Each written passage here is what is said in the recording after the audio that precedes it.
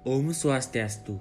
Perkenalkan, saya wakil dari kelompok 2 kelas 9J akan menjelaskan poin 32 yaitu mengenai pusat-pusat keunggulan ekonomi yang dibimbing oleh Dr. Putu Eka Juliana Jaya, SE, MSI.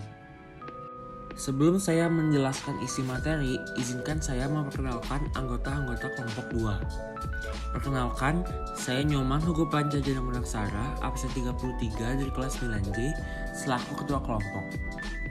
Selanjutnya, Nimade Ratih Pratindari, absen 29 sebagai wakil ketua kelompok. Selanjutnya, I Gusti Ngurah Bagus Giri Pramana, absen 14 sebagai anggota 1. Dan yang terakhir, Marsha Widyautomo, absen 27 sebagai anggota 2. Pusat-pusat keunggulan ekonomi. Pusat keunggulan ekonomi adalah sistem ekonomi di mana peran pemerintah sangat dominan dan berpengaruh dalam mengendalikan perekonomian. Pengelolaan dari pusat keunggulan ekonomi yang ada di Indonesia bisa dikelola sendiri dan ada yang dikelola oleh perusahaan atau investor asing. Berikut beberapa contoh pusat keunggulan ekonomi. Yang pertama, PT Freeport Indonesia. PT Freeport adalah sebuah perusahaan afiliasi dari Freeport McMoran Copper. PT Freeport Indonesia menambang, memproses, dan melakukan eksplorasi terhadap biji yang mengandung tembaga, emas, dan perak. Yang kedua adalah perusahaan tambang minyak negara atau PTMN.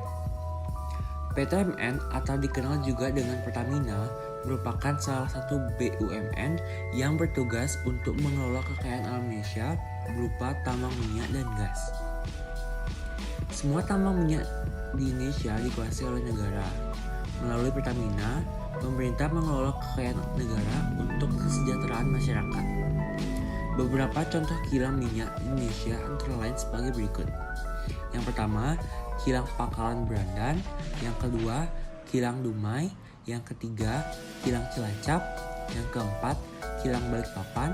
Yang kelima, kilang Kasim. Yang keenam, kilang Balongan. Dan yang terakhir adalah kilang Cepu. Contoh pusat keunggulan ekonomi berikutnya adalah batik Indonesia. Batik merupakan salah satu hasil ekonomi kreatif yang dikembangkan Indonesia dari sejak dulu. Beberapa wilayah Indonesia menghasilkan kain batik berdasarkan ciri khas masing-masing daerah. Batik adalah kerajinan yang memiliki nilai seni tinggi dan telah menjadi bagian dari budaya Indonesia. UNESCO telah menetapkan batik sebagai warisan kemanusiaan untuk budaya lisan dan non-bendawi sejak tanggal 2 Oktober 2009. Nah, sekian dari poin 32 kali ini. Sebelum saya membacakan kesimpulan, saya akan menjelaskan tips mencegah COVID-19. Yang pertama, rajin mencuci tangan pakai sabun. Yang kedua, hati-hati kontak dengan hewan. Yang ketiga, menggunakan masker bila batuk atau pilek. Yang keempat, jangan mengkonsumsi daging yang belum dimasak. Yang kelima, konsumsi gizi seimbang. Yang keenam, jika batuk, pilek, dan sesak nafas, segera ke fasilitas kesehatan. Dan yang terakhir adalah rajin olahraga dan istirahat yang cukup. Kesimpulan dari poin 32 kali ini adalah pusat keunggulan ekonomi merupakan sistem ekonomi di mana peran pemerintah sangat dominan dan berpengaruh dalam mengendalikan perekonomian.